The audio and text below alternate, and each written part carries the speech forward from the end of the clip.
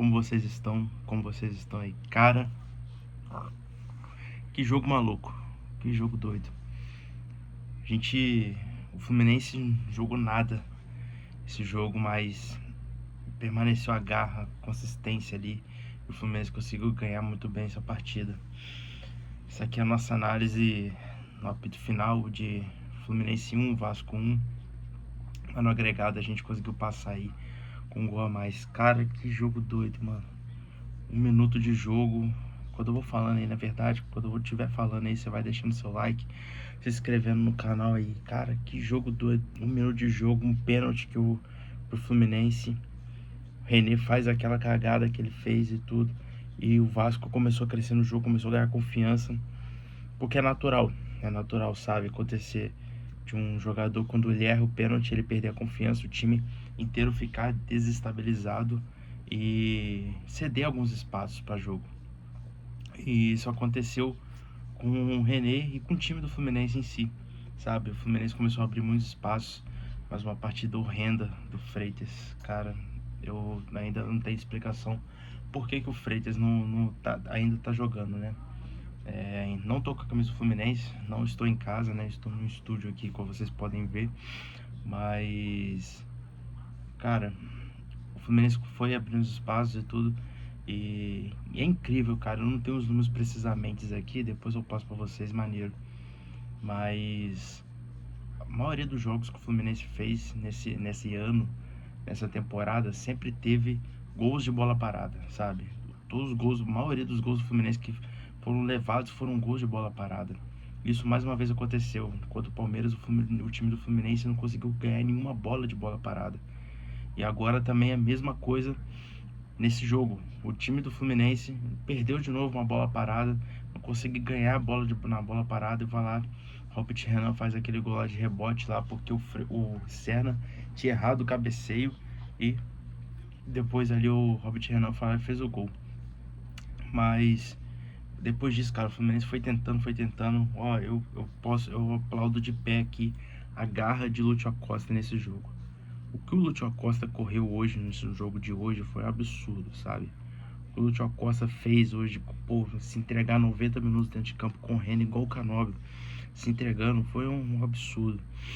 A partida defensivamente do Fluminense não foi muito boa. A partida do René não foi legal.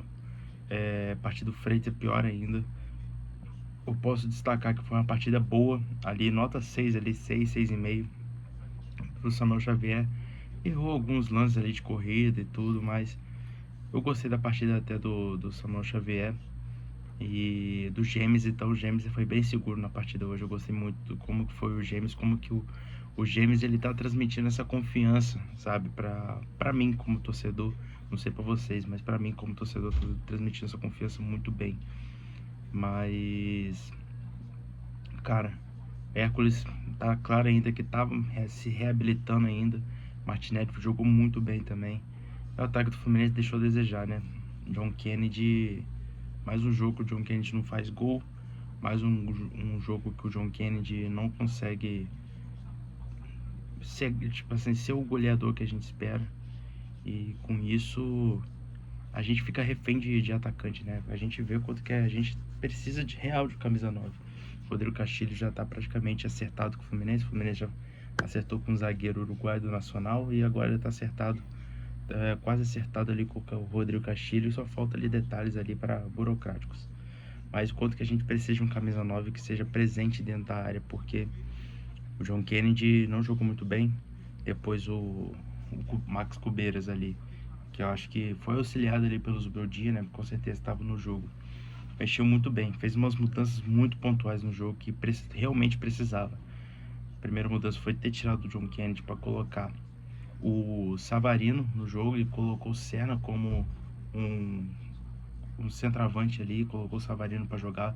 O Savarino tá pedindo passagem nesse time do Fluminense. E é o que eu falei, o Savarino ele ia chegar com o Fluminense com status de ser titular. E isso ia correr com o tempo.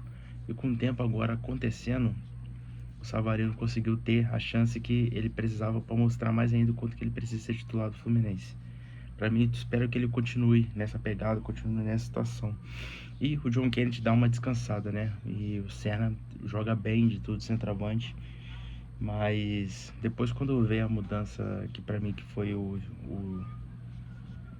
estopim, assim, pra falar assim, de um jeito mais certo, que foi a entrada do Ignacio, do Guga, do Guilherme Arana e do Ganso. E o Fluminense tirou Samuel Xavier, tirou René, tirou Freitas, que isso é uma coisa que não, acho que ano passado não aconteceu nenhuma vez, tirar o Freitas assim do jogo, sabe? Mas tirou o Freitas e ainda tirou o Hércules ainda. E o Fluminense ficou bastante exposto pro ataque. E com isso o Fluminense conseguiu ter mais a bola ali para ele, conseguiu as jogadas ali, maioria para ele ali. E bastou uma bola parada também e cabeceio do Gêmeos em cima do Cauã Barros ali, que tava com a mão bem esticada, foi lá e fez o gol. E teve pênalti, né? E com isso o pênalti, bateu o pênalti, quem sabe bater. Eu vou falar do Fábio mais um pouco mais pra frente. Mas bateu o pênalti realmente quem tem que bater. E quem tem que bater é o Paulo Henrique Ganso, que, cara, quem me conhece sabe o quanto que eu sou fã de Paulo Henrique Ganso, camisa 10. Eu não consigo falar mal do Ganso em nenhuma partida, sabe? Não consigo, mesmo ele errando e tudo, eu tento fazer alguma coisa porque eu gosto muito do Paulo Henrique Ganso. E, ele é ídolo, cara. É o último ano de contrato dele no Fluminense.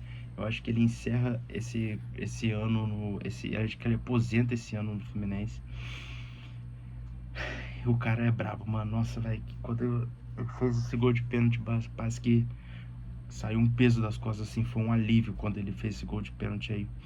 E, cara, é muito bom, viu? Continua no Ganso, assim, ver que ele continua tendo raça, continua tendo vontade de jogo cada vez mais. Mas, caraca, mas antes disso aconteceu, cara, eu tô totalmente maluco ainda, eu tô delirando, não posso nem me exaltar tanto aqui porque eu tô num lugar fechado e tudo, mas caraca, velho, quando o Fábio catou aquele pênalti foi coisa de maluco, mano. O Fábio merecia catar aquele pênalti, cara, merecia catar aquele pênalti, dar mais da semifinal da Copa do Brasil, que ele não teve o seu brilho muito grande nos pênaltis lá. E o Fábio catando esse pênalti foi muito bom, cara. É incrível como um cara de 45 anos conseguir ter um prestígio igual o Fábio tem esse prestígio. E ele conseguir catar esse pênalti. O Fábio é um dos maiores goleiros da história do Fluminense. Isso não tem como não falar. Sabe, a gente tem uma parada muito de, tipo assim, Castilho é o maior ídolo do Fluminense, isso é certeza. De momento, assim, de que eu lembro, assim, aquele goleiro lá da Libertadores 2008, não lembro direito o nome dele, esqueci o nome dele. Fernando Henrique, lembrei. Fernando Henrique foi um bom goleiro, mas não foi um goleiro tão top assim. Ricardo Berna, que é outro goleiro que eu lembro do Fluminense, foi um goleiro muito bom do Fluminense que eu gostei também, mas não teve tanta história assim. Diego Cavalieri, eu posso falar com você que, tipo assim, que consegue, pra mim ainda, tá nesse top 3 aí do Fluminense. Mas o Fábio, quando o Fábio chegou, cara, o Fábio pra mim hoje é Castilho, Fábio e Diego Cavalieri, os 3 maiores goleiros do Fluminense na história, assim. Não sei se vocês. O Fábio é absurdo, o Fábio é absurdo. Quando ele chegou no Fluminense, eu tinha meio que umas contradições e tudo. Não gostava muito, mas o Fábio tá aí, cara, até hoje, caraca, velho, o Fábio catou esse pênalti. O Fábio ter catado esse pênalti, ter feito essa defesa, era a energia que o Fluminense precisava para acreditar que a gente ganharia esse jogo. A energia que a gente precisava para ver que a gente conseguiria sair com esse jogo com classificação. Porque o Fluminense estava desmotivado, o Fluminense estava tentando tudo que ele podia, estava jogando mais, estava tendo mais a posse da bola, mas o Vasco estava querendo tudo de novo os pênaltis, porque nos pênaltis o Vasco é forte. Mas quando o Fábio catou esse pênalti, cara, foi totalmente, tipo assim, a energia que o Fluminense precisava. Uma arbitragem muito boa também do Wagner Nascimento Magalhães, que eu gostei bastante. E agora, cara, a gente vai ter agora uma semana totalmente completa de treinamentos, semana totalmente completa sem jogos, porque vai ter Copa do Brasil nesse meio de semana. E a gente não tá agora na Copa do Brasil, né? Vai ser uma semana completa sem jogos durante a semana.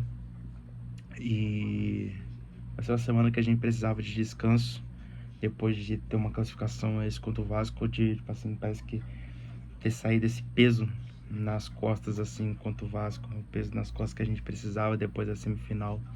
A gente precisava disso. E é muito bom ganhar do Vasco, né, cara? E, tipo assim, deixar eles no lugarzinho deles, onde que eles têm direito, né? Que é lá embaixo, sempre perdendo pra gente. Porque a gente tem um time muito melhor do que o deles. Foi falado e tudo que tem time melhor, mas nunca vai ter um time melhor do que o Fluminense e o Vasco. Só tem nome, mas não tem.